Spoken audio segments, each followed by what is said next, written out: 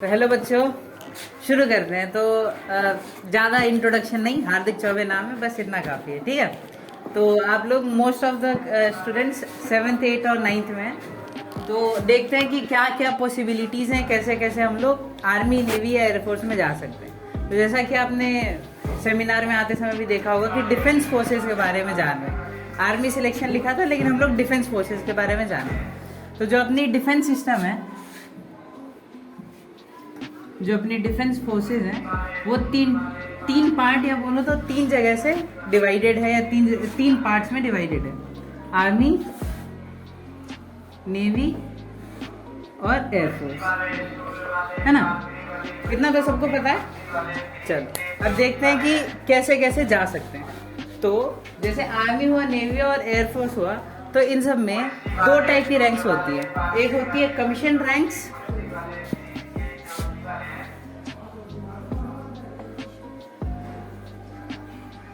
और एक होती है नॉन कमीशन रैंक्स। ठीक है,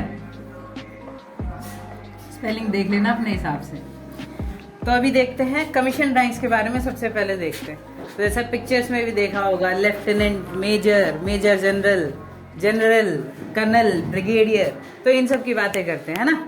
ऐसे आता है, पहले रैंक्स देखो। LCM बोले तो लेफ्टिनेंट, कैप्टन, मेजर। फिर आता है LCB, lieutenant colonel, colonel, brigadier. तो ये रैंक की हायरार्की और कुछ नहीं है। ठीक है, चलो इससे तो बाद में चलते हैं। ऐसे ही नेवी में भी होता है, एयरफोर्स में भी होता है। अब देखते हैं कि कैसे जा सकते हैं। जैसे ये सेमिनार इसी वजह से कि कैसे तुम लोग जा सकते हो। तो देखते हैं कि दो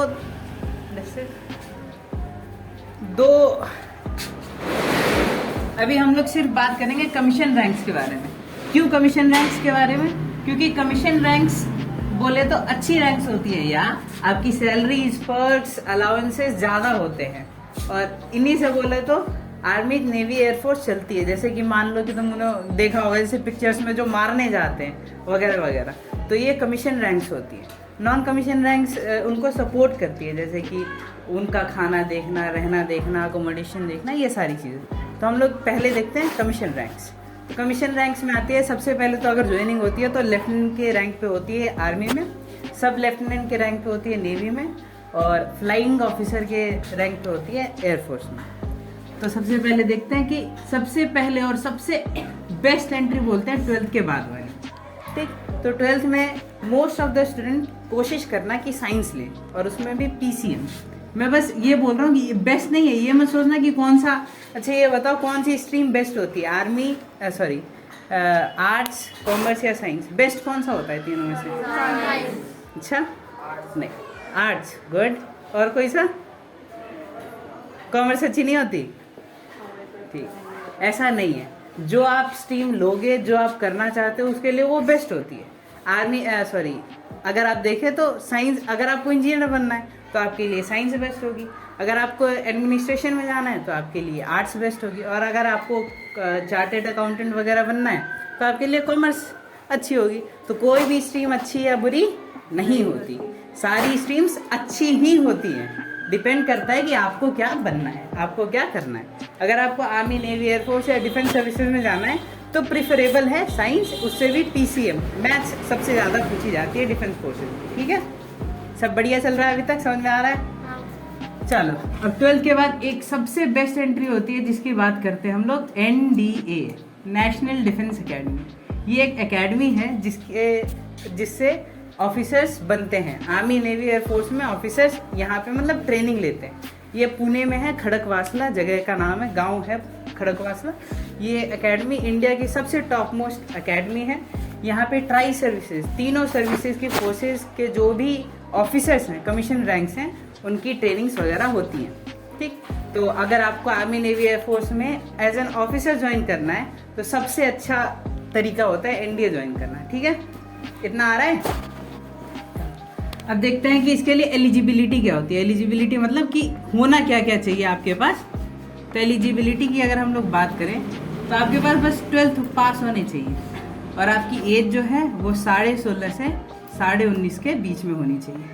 बस यही दो क्राइटेरिया हैं, और कोई क्राइटेरिया नहीं है। आप लड़के भी हो सकते हैं, लड़की भी हो सकते हैं, कुछ भी हो सकते हैं। आपकी हाइट 165 प्लस लड़कों के लिए, और 152 प्लस लड़कियों के लिए होनी चाहिए सेंटीमीटर्स। ओके, एक बार घर जाके नापना।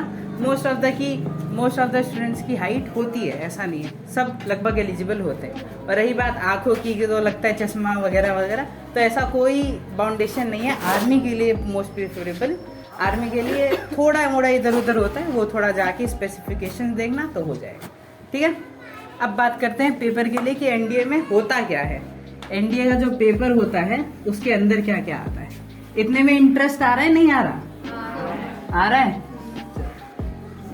थोड़ा सा सीखेगा तो हमारा बच्चा को पता भी नहीं था। ठीक है, हाँ, पता नहीं था, ये भी बात होता है। बाद में हमारा पता भी नहीं था, तो ये होता है, पता नहीं था, ये भी होता है। मेरे को भी ये बात से पता चली। तो पता होगा ऐसे बारे में, कुछ भी पता नहीं होगा। हाँ, उससे भी याद आया, उससे समझ में आया?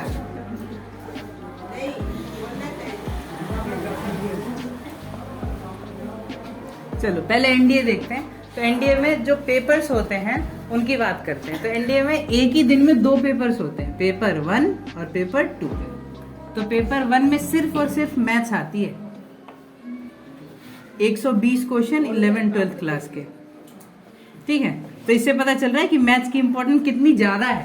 इसीलिए मैंने बोला कि साइंस में मतलब साइंस बैकग्राउंड प्रीफरेबल है और मैथ्स आनी चाहिए। ठीक है, तो मैथ्स पे अभी से ही फोकस करोगे, बेसिक अच्छा रहेगा, तो 11-12 में जाके या एनडीए में जाके बहुत एक्सेल कर सकते हैं। ठीक है, चलो अब देखते हैं सेकंड पेपर क्या होता है। सेकंड पेपर में इंग्लिश प्लस जीएस आती है। जीएस बोले तो जनरल साइंस, बोले तो history, geography, polity, physics, chemistry, bio, ये सारे सब्जेक्ट। ठीक है, तो ये पेपर क्लियर करो, फिर जाते हो इंटरव्यू में। SSB बोलते हैं, सर्विसेज सिलेक्शन बोर्ड। ये इंडिया का सबसे टफेस्ट इंटरव्यू प्रोसीजर होता है। मतलब अगर बोला जाए तो सबसे टफेस्ट इंडिया का इंटरव्यू प्रोसीजर क्या है, तो SSB है, सर्विसेज सिलेक्शन बोर्ड। यहाँ पे आपके OLQ चेक किए जाते हैं, ऑफिसर लाइफ क्वालिटीज। जैसे कि आपको इतना बड़ा काम दिया जाएगा, है ना, बॉर्डर पे जाके गोली चलाना वगैरह वगैरह, टैंक चलाना, एरोप्लेन उड़ाना, तो इतने बड़े रिस्पॉन्सिबिलिटी को झेलने के लिए आपके अंदर कुछ तो होना चाहिए, कुछ क्वालिटीज़ होनी चाहिए। तो वो क्वालिटीज़ क्या होती है, ऑफिसर लाइक क्वालिटीज़ होती हैं। और वो ऐसा नहीं है कि हम लोगों में नहीं होती है, बस हम लोग को देखना होता है, ऑब्जर्व करना होता है और उस पर वर्क करना होता है कि कैसे क्या क्या कर सकते हैं। ठीक, इतना समझ में आ रहा है? चलो, तो जैसा कि आंटी ने बोला कि हमें तो पता ही नहीं होता। सबसे पहले तो यहाँ से कहानी शुरू होती है, RIMC। ये एक बहुत अच्छा कॉलेज होता है, इसका नाम है राष्ट्रीय इंडियन मिलिट्री कॉलेज। यहाँ पे 8th क्लास में एडमिशन होता है। तो जो अभी 7th क्लास